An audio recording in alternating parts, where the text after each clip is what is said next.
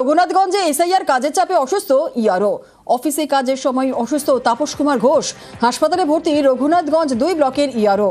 দীর্ঘদিন ধরে এসআইআর সংক্রান্ত কাজের চাপে উদ্বেগ, অতিরিক্ত দায়িত্ব, মানসিক চাপে অসুস্থ হওয়ার দাবি ইআরওর পরিবারের।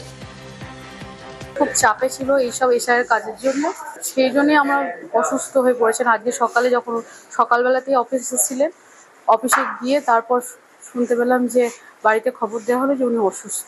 হ্যাঁ, আগের দিন রাত্রি 1:30টার সময় বাড়ি গেছেন। হ্যাঁ, এবার সেই মানসিক চিন্তাতে কদিন ধরেই উনি মানসিক চিন্তাতেই এরকম ছিলেন, তা আজকে সেটা বেশি বড় হয়ে গেছে।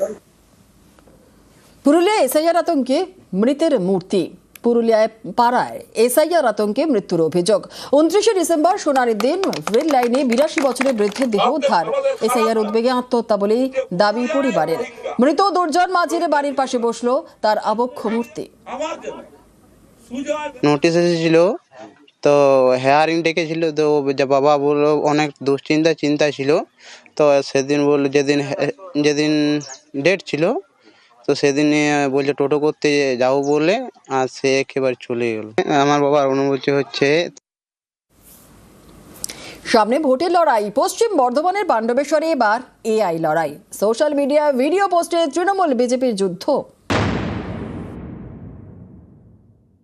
দরজা খুলে দেখ, তোর ভোটের আগে হাবল এসেছে।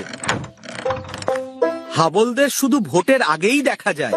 দরজা বন্ধ করো, জিতেন্দ্র তিয়ারি আসছে, বাড়ির থেকে বেরোলে লক্ষ্মীর ভান্ডার বন্ধ করে দেবো, কাজ বন্ধ করে দেবো।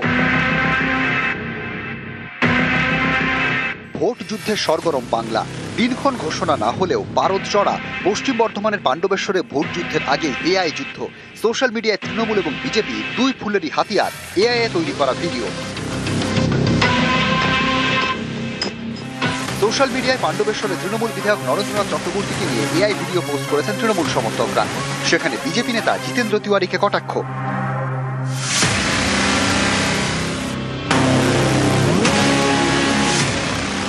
আমি আর নরেন বাবু নিয়ে কটু কথা বলবো না। ওরে বাবা, মোস্তা রাখে, সত্যি বলছি, আর কটু কথা না। বিজেপি সমর্থকরাও বসে নেই, তারাও এআই ভিডিও বানিয়েছেন, নিশানায় তৃণমূল বিধায়ক, তারপর সোশ্যাল মিডিয়ায় পোস্ট।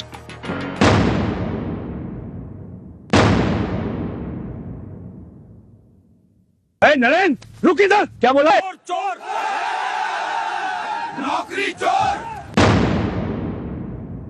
প্রযুক্তি ব্যবহার করেও অনেক এমন জিনিস যেটা দেখানো উচিত সেটা দেখাতে পারছি না। নরেনে যা কীর্তি আছে, আমাদের ছেলেরাদেরকে আমার ইনস্ট্রাকশন আছে যে ভাই এমন কিছু করে না যেটা সমাজে একটা খারাপ প্রতিক্রিয়া হোক। কিন্তু ওর তরফ থেকে নেকেডলি ও নেমেছে, যা ইচ্ছা সেটাই করছে, করুক। এর আগেও হতো, দেয়াল লেখনে ব্যঙ্গ চিত্র আঁকা হতো, সবইটাই হতো, এটা স্পোর্টিংলি নেওয়া উচিত। কিন্তু ও যেভাবে এটাকে নামিয়েছে, নিজের কুকীর্তি বিরোধীদের ঘাড়ে চাপিয়ে দাও, এটা একমাত্র এআই এর মাধ্যমে করা সম্ভব, সেটা করছেও। একটা সময় দেওয়ালে পোস্টার সাটা, লাল আলতাতে লিখে, এটা একটা ট্রেন্ড ছিল। যে কোনো মানুষের হাতে অ্যান্ড্রয়েড মোবাইল, মানুষ টুইটার, হোয়াটসঅ্যাপ, ফেসবুকে মানুষ সবসময় সঙ্গে থাকছে, মেতে থাকছে। বাংলা জুড়ে এইভাবেই প্রযুক্তির হাত ধরে এবার ভোটার প্রচারে মানুষ একটা বিশেষ অংশ, একটা বিশেষ জায়গা জুড়ে প্রযুক্তি থাকবে। বিরোধীরাও প্রযুক্তিকে সঙ্গে নিয়ে মিথ্যা খবর পরিবেশন করা থেকে শুরু করে সব এগিয়ে দেন। সম্প্রতি পাণ্ডবেশ্বরে জনসংযোগে যান বিজেপি নেতা জিতেন্দ্র তিওয়ারি। অভিযোগ, তখন নাকি অনেক বাড়িতে কড়া নেড়ে সাড়াই মেলেনি। বিধায়ক নরেন্দ্রনাথ চক্রবর্তীর ভয়ে নাকি দরজা বন্ধ করে রাখেন সবাই। এই কটাক্ষ করেন জিতেন্দ্র তিওয়ারি। পাল্টা তোপ দাগেন নরেন্দ্রনাথ চক্রবর্তী। এ নিয়েও সোশ্যাল মিডিয়ায় এআই এর লড়াই।